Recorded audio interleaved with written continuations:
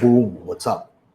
Now, how many of you remember the metaverse? If you remember the metaverse, type me in the comments.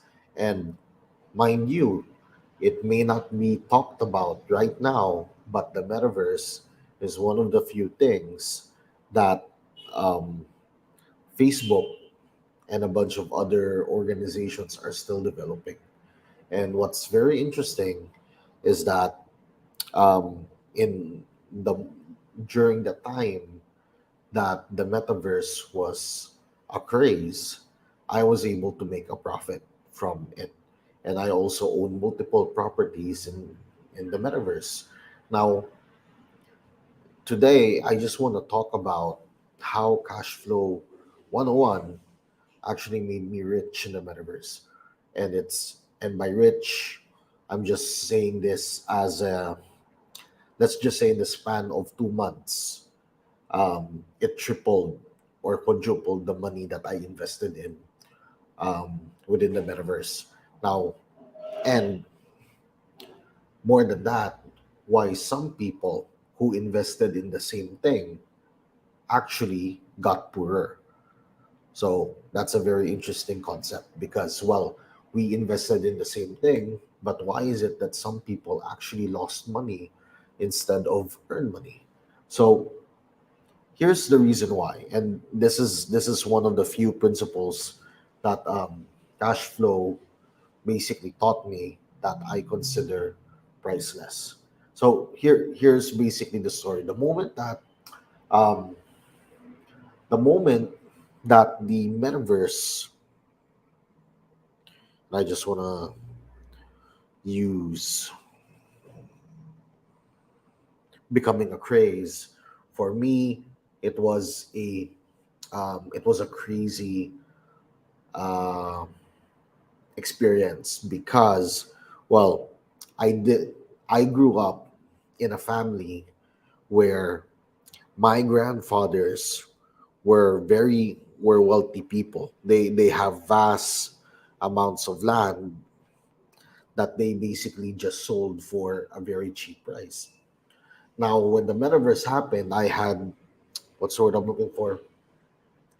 I had one idea or one thought that I just couldn't let go. I need to invest in the metaverse now so that people, so that while it's cheap, so that um, I can use it or my family can use it sustainably. Because who knows, right? We might be in a mixed reality. One day, mixed reality might become norm. And when I say mixed reality, it's augmented reality plus virtual reality in in in the real world, right? And well, what's happening is that um, with mixed reality and all of that stuff, what's happening is that the metaverse was selling real estate. They were basically selling a lot of houses. Okay, and I wanted to be, I wanted to be one of the first people to actually, own a metaverse property. And funny thing is, you know, owning a property in the metaverse could, cost as much as, um, at the time, 100,000 pesos, right? Imagine you can own a digital property if you have 100,000 pesos, or it could even go up to as much as 5.5 million to over 25 million pesos. Okay, and it's crazy. And this is digital property. And what's very funny here is that, you know, this is digital property that you cannot live in physically, and it costs way more expensive than a freaking house. The 100,000 pesos that you can invest in one of the cheaper um, virtual reality projects metaverse projects can already be a down payment for certain houses. Okay, if you know how to play the game, right, you could actually use that money as a down payment for you to get your own house. And it's crazy, 5.5 million for a digital home that you may or may not even be able to, live in. So it's a very interesting concept. But of course, right now in this day and age where there's a recession, there's unknown, life is basically, um, we don't know if what sort of looking for, if life is gonna get better soon. Who knows how long this recession is gonna last, right? There's still the war with Russia. There's still the tension between China and Taiwan, or Taiwan and West Taiwan, maybe, right? There's a tension there. There's also in terms of the Philippines, um, our economy is basically very questionable right now, right? Marcos has to prove himself to be a capable leader, or else we're doomed, right? So wishing him well, um, but of course not forgetting the atrocities that his father did, and of course him, because he was already old enough to discern between right and wrong, and he still benefited from that. Anyways, not going political here, right? So it's crazy, 5.5 million. Now, why did I invest in digital properties? Now, for a lot of people, you need to remember that money will always equal value. Okay, money will always equal. Oops, let me. Um, yeah, money will always equal value. So when something is valuable, the perceived value of something will always be equal to money. Now here's the fun part: value also increases, okay, based on utility slash future value, or what it could be in the future, right? So like for example, a bare land is cheaper than land with a house on it. Bare land is cheaper than land with a business on it, and land surrounded by businesses and traffic is, well, more valuable than, you know um, and you get what I mean, right? Depending on the location, the value of land also increases. Okay, so we don't know what the future holds, right? The value could either go up or down, right? Could either go up or down depending on what happens. Now, for me though, okay, here's one of the reasons why, right? Cash flow helped me. Now, going back to cash flow, teaching me the value, and this is what we call, the future value, um, is can also be predicted. Okay, it's called the trading range.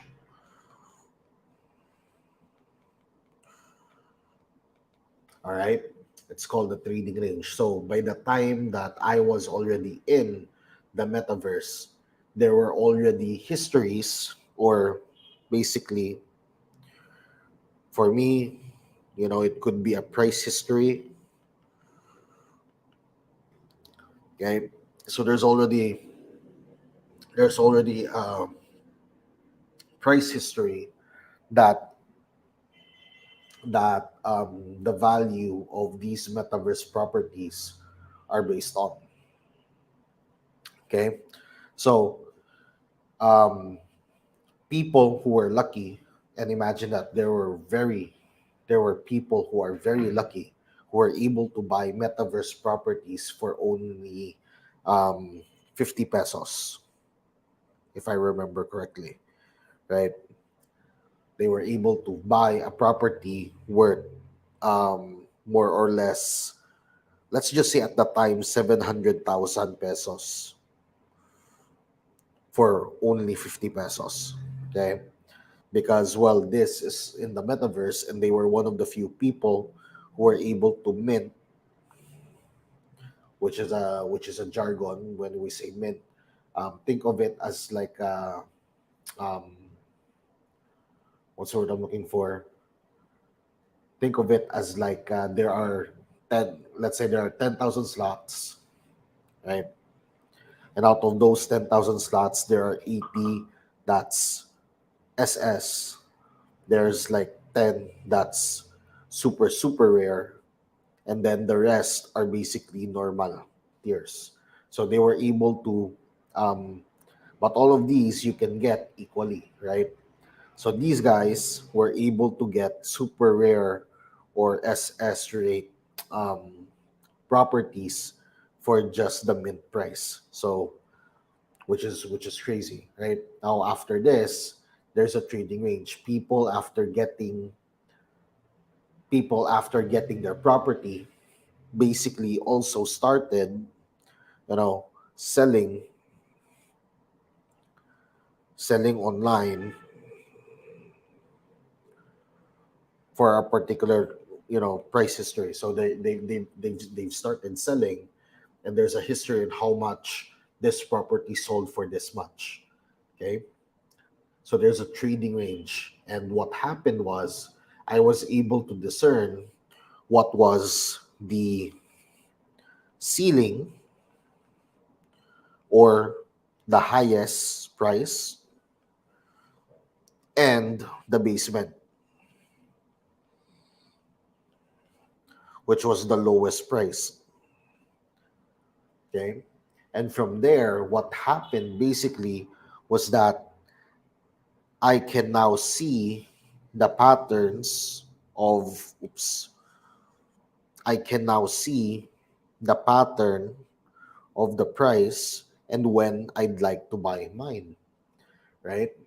So now I was making educated choices on how much I want to buy this certain property in the metaverse, um, so that I can make money and how long it's going to take, right?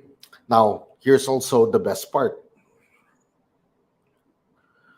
Okay, so the money, not only do I know now the trading range, right, the highest and the lowest point of um, how it's selling, I also know the factors that contributed to the price of the property, okay, of the metaverse property. So it's a very interesting thing. So what basically determined the price of this property? Number one, um, the price of Bitcoin. Okay, since it's the metaverse, right? It's hosted in a blockchain. It's hosted um, in one of the blockchains. Then Bitcoin, depending on the price of Bitcoin, it goes up and down. Okay, so at that time, Bitcoin was soaring. I knew that I knew that with all of the hype and all of the crazy stuff, Bitcoin is gonna the price for Bitcoin is gonna go up. Next, the trust with the base token that it was based on, right? So you most people buy using Ethereum. This one was using Solana. So that's another jargon that I just sent out there. So basically, it's like this: some people prefer to buy these properties using dollars, while while in this particular one, some people sell for pounds. Okay, it's that simple. Okay, most people buy in Ethereum. This one in particular was based using Solana or Sol. And well, fun fact. Here's also the fun part, right? When you're looking for, not only should you look for environmental factors, you should also look at the leadership slash management of their team. Now, this particular metaverse, and I'm not saying what this is, right? If you want to know, attend Cashflow 101 this weekend. I'm going to share with you guys um, the stuff I'm looking at. But this one in particular, what's fun about this one is that the leadership, there were, and this was during a time where the metaverse was all hype, right? Facebook was creating its own, multiple organizations are doing its own, and a lot of people don't understand what the metaverse is, me included. I was just on the hype train, right? I even bought properties that I thought that promised a metaverse esque property, only to find out that it was a scam, right? Now, this was during, now, for you to actually make sure that you get your money's worth, you should also look at the leadership of the company. Okay, so if we're talking about pillars, right? If we're talking about pillars, we look at the environmental factors. We look at hysteria, how people react to things as it happens. We also look at their um what's the word I'm looking for? We look at their uh how they operate. Oops, their operations. And finally, the most important thing is their leadership. This guy, basically this metaverse property team was had basically great leadership. Their leadership was so good that I was so impressed that I was ready to just hold. I was ready to hold forever, right? However, something happened. I noticed that the market or the price for some reason is starting to go down. Okay. Now my intuition was telling me to sell, right? My greed was telling me na, hey, you know what? Keep. You're not here for the money. You're here for the freaking, what's the word I'm looking for? You're here for the freaking service, right? You believe in the cause. In you you believe in the project. You don't believe in, you're not here because of the money. However, it's also true that you invested six figures here, right? It's also true that I invested six figures there, right? So at the end of the day, I just decided, you know what, I'm gonna trust my gut here. And well, here's the thing. For context, I invested six figures at the start of um, this property. In the span of 2 months, I sold it for triple the price, right? So that's pretty much it, right? I knew the trading range. I knew when I would be able to sell it at the highest point, but I was already past that. The highest point was like times five the price that I bought it for. That was the highest. That was the ceiling.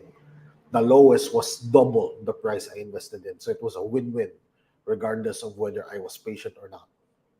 The only issue that happened was that if I didn't sell today's price, here's the fun part. Today's price, this thing is worth um, 50%, right? It's 50% less. So it's more or less around 30 to 50,000 pesos. So I invested Six figures in the past. If I didn't sell, the value of my money would have went down to around 30 to 50,000 pesos. Okay, and it's crazy. Now, question is this: should I buy again? Well, here's the fun part. For me, that particular metaverse property is at a very special discount right now. Um, and since I bought and I bought at triple the price, there is no reason for me not to rebuy the property again. So, in short, what happened was I simply traded the property. I sold when it was high, and now that the price is low, I'm buying again. All right. So that's the lesson I learned from Cashflow 101. Now, for those of you who want to learn more, right, like real life experiences, it's not limited pa to what's the word I'm looking for? Cashflow 101 is not limited to the metaverse. Here's the fun part. Imagine this. Imagine investing in a property, and after a year of not checking the value, you suddenly realize that the value of the property increased by 2 million, right? Now, here's the fun part. Most people are selling at today's price. The value of the property increased by 2 million. Now, for me, I don't have to sell at the market price. I can sell a bit lower, and I could already get a profit of over 1 million pesos, right? And that's how I learned as well. I also learned that in Cashflow 101, right? Crazy learnings. Now, if you guys want to learn more, all you have to do is visit our website, theprimecommunity.com/cashflow. Okay, visit our website. You will be able to join the game. The game is this Sunday, and it's gonna be a crazy experience because, um, well, it's an experience. It's not a workshop. It's not a lecture. It's a freaking experience. Cashflow 101 is an experience.